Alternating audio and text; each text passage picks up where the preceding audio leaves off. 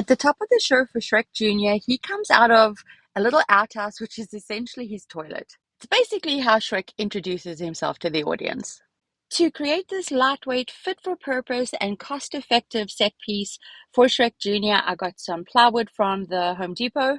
This one is 4 foot by 8 foot. And then I just kind of freehand for the most part with a Sharpie the shape of the outhouse that I wanted. I cut out the door at this slanted angle, and then I drilled some holes and put the frame onto a clothing rack.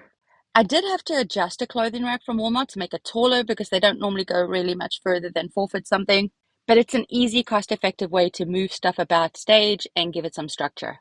Once that was on the frame, I then started with the hinges on the door. I had to put a little panel of reinforcing wood because this is just plywood. It's too thin to put hinges on, but it was a really simple fix, and the door opens and closes just perfect. You will have to cut the door slightly smaller than the opening because you don't want it to catch on there when it opens and closes. Now that you've got the bones of the structure, you can start decorating it. You can paint yours any color you like, but I had a ton of this brown spray paint, so I just spray painted it with this. I always prefer to use spray paint if I have it because it's just so quick and it dries so fast. So that it's not just a flat brown set piece on stage, I got to painting on some wood grain. I just used black. And for the most part here, I just kind of dry brushed it on. I'm not an artist, so it is what it is.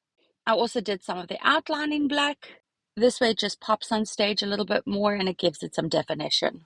If you super arty, go wild and make it your own.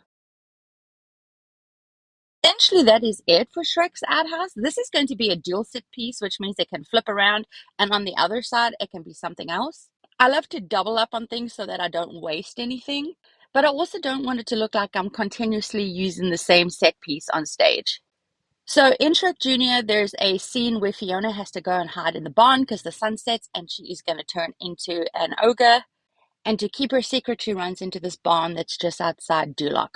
What I did to make this side just look a little bit different is I just trimmed out where those bars were from the rack. Again, here I used all sorts of scraps. I just drilled on some holes and then zip tied them onto the bars. It doesn't have to hold any weight except its own, so this is perfect. I then went and painted this a different brown so it intentionally looks like a different set piece. But again, I used the wood grain method.